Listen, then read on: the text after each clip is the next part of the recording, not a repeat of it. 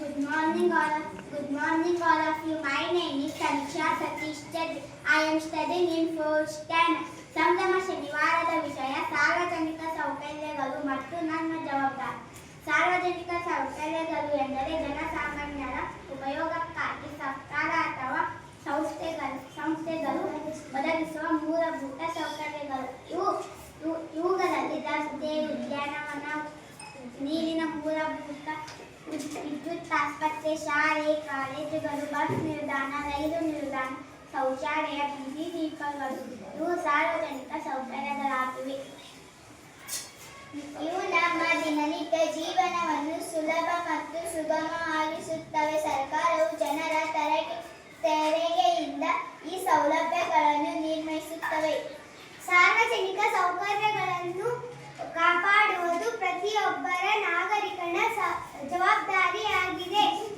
ನಾವು ರಸ್ತೆ ಮೇಲೆ ಕಸ ಹಾಕಬಾರದು.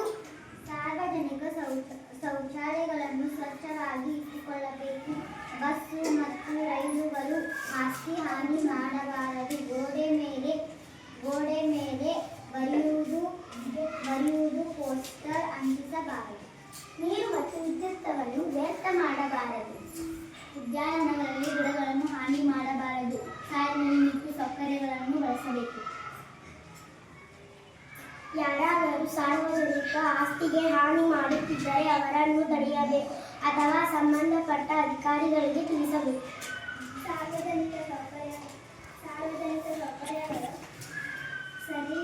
ಸರಿಯಾಗಿ ಬಳಸಿದರೆ ದೀರ್ಘಕಾಲಗಳು ಉಳಿಯುತ್ತವೆ. ಇದರಿಂದ ನಮ್ಮ ದೇಶ ಸುಂದರವಾಗುತ್ತದೆ. ನಮ್ಮ ಉತ್ತಮ ನಾಗರಿಕರಾಗಿ